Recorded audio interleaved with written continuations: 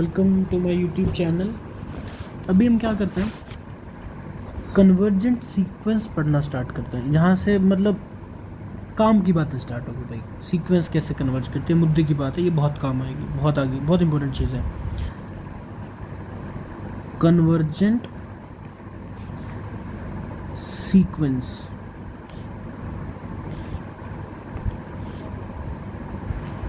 चलिए इसको भी कलर करूँ मैं, मज़ा आ रहा ऐसे ऐसे, ठीक है।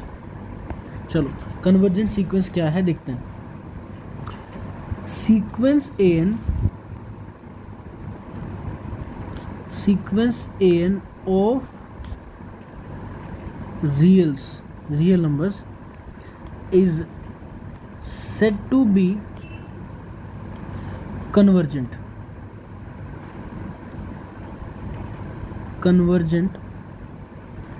या फिर said to be convergent और converges to L and converges to L। हम बोलेंगे कि वो कन्वर्ज कर रही है एंड कन्वर्ज कर रही है कहाँ पे, रियल नंबर L पे, इफ़ अगर ऐसा हो कि तुम कोई भी एप्सिलॉन लो for all epsilon greater than 0, उसके कोरस्पॉन्डिंग एक एन नोड मिल जाए। There exist N naught such that an minus L का अगर आप डिस्टेंस देखो उसको आप लेस देन एप्सिलॉन कर पाओगे। कब कर पाओगे, जब भी आपका मन करे बस n को बड़ा रख लेना n नोड से, दैट्स इट। एक स्टेज के बाद an का डिस्टेंस आप जितना कम चाहो उतना कर पाओगे, ठीक है। अब इसका मतलब ये नहीं है कि n नोड मिल गया तो वो सब एप्सिलॉन के लिए काम करेगा, नहीं। किसी एक एप्सिलॉन के लिए कुछ दूसरा n नोड मिल सकता है। समझने के लिए देखो, समझाता हूँ मैं, समझने के लिए मैं क्या कह रहा हूँ। ऐसा हो सकता है कि अगर आप एप्सिलॉन को 1 चूज़ करो तो आप an माइनस एल का डिस्टेंस लेस देन 1 कर पाओगे, बट हो सकता है कि आप ये कर पाओ ग्रेटर देन n नोड, जहाँ पे वैल्यू क्या मिलेगी, डिपेंड करेगी n नोड की वैल्यू किस पे, एप्सिलॉन पे। एप्सिलॉन की वैल्यू क्या है 1। फॉर एग्जांपल हो सकता है कि आप ये ग्रेटर देन 100 के लिए कर पाओ, ग्रेटर देन 100 के लिए क्या हो जाए, लेस देन 1 हो जाए। लेकिन अगर आप चाहो कि नहीं मेरे को तो लेस देन 1/2 रखना है, तो ठीक है कर पाओगे, आप लेस देन 1/2 भी कर पाओगे। बट हो सकता है कि ये जो n है, n नोड है ना, वो चेंज हो जाए और बड़ा हो जाए, कितना, 1000 कि 1000 के बाद आप कर पाओगे। ऐसा आपका मन कर रहा है कि नहीं मेरे को तो बहुत कम करना है, 2000 से 1/2000 से छोटा रखना है, तो कर पाओगे। अगर कन्वर्जेंट सीक्वेंस है तो आप ये भी कर पाओगे, नो इश्यूज़। बट ये गारंटी नहीं है कब कर पाओगे। एक स्टेज मिलेगी, वो स्टेज डिपेंड करेगी एप्सिलॉन पे। हो सकता है कि वो 5 लाख हो या 50,000 हो, ठीक है, डिपेंड्स। सीधी सी बात है। इसका कंक्लूजन ये हुआ कि N naught depends on epsilon, ठीक है जी। चलिए बढ़िया बात है। अब जो डेफिनेशन हमने लिखी थी उसको तो अनफोल्ड करते हैं, क्या कि है ना, ऑब्जर्वेशन। हमने जो डेफिनेशन लिखी थी वो लिखी थी कि an minus L this can be made less than epsilon for all n greater than equal to n naught. This means first mode की प्रॉपर्टी अप्लाई कर दो, माइनस एप्सिलॉन से an minus L, sorry minus epsilon से बड़ा an minus L less than epsilon for all n greater than equal to n node.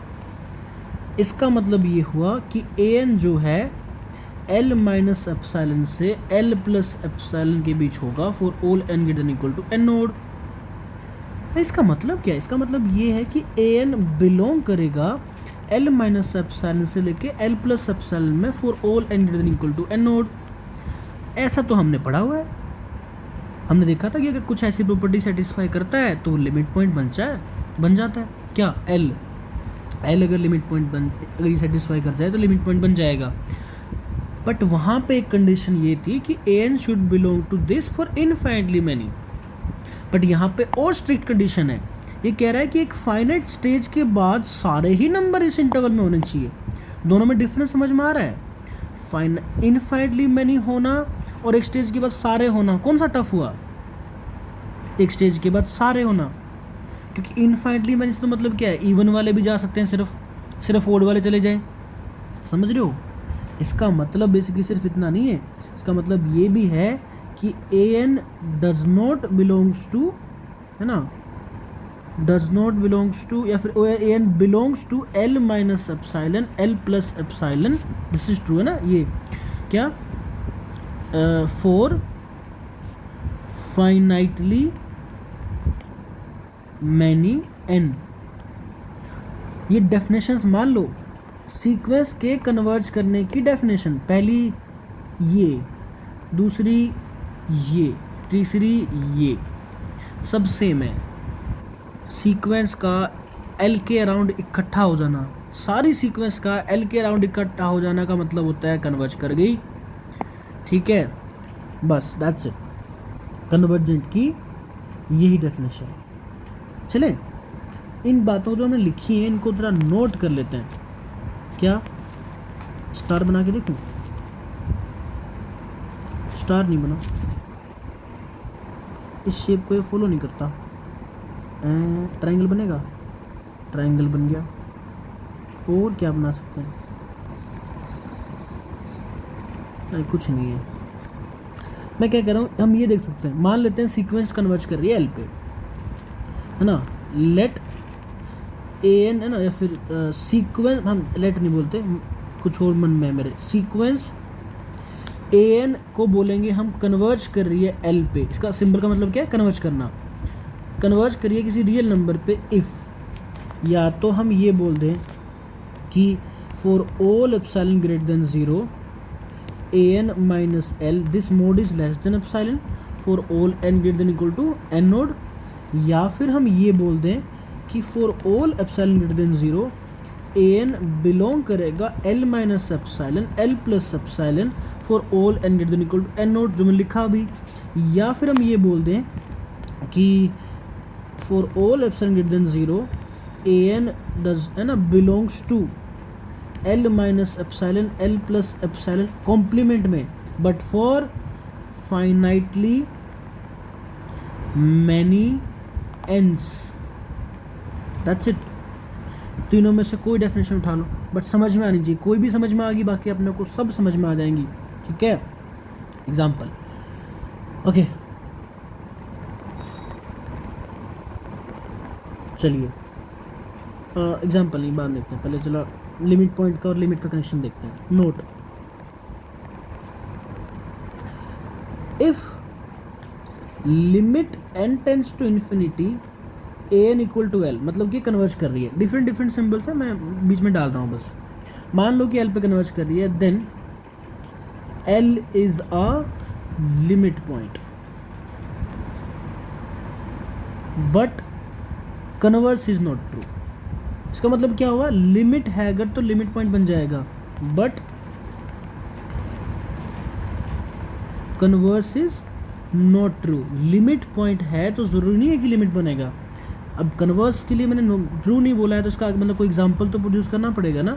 Example, simplest example, A N equal to -1 power n, ठीक है? 1 and -1 both are limit point, हमने prove किया था, देखा था हमने। अच्छा जी, क्या ये लिमिट है? अगर लिमिट होती तो होता क्या? देखो, अगर लिमिट होती तो होता ये कि जैसे आपने ये बनाया -1, ये बनाया 1, अगर लिमिट होती तो मैं ये नेबरहुड अगर बनाता, इस नेबरहुड में इसकी सारी टर्म आ जानी चाहिए थी, बस कुछ को छोड़ के, फाइनाइटली मैनी को छोड़ के। लेकिन इस नेबरहुड के बाहर कितनी टर्म्स हैं? -1 इसके बाहर है, और -1 सीक्वेंस की इनफाइनाइटली मैनी टर्म्स हैं। मैं ये कह रहा हूँ कि, क्या कह रहा हूँ मैं कि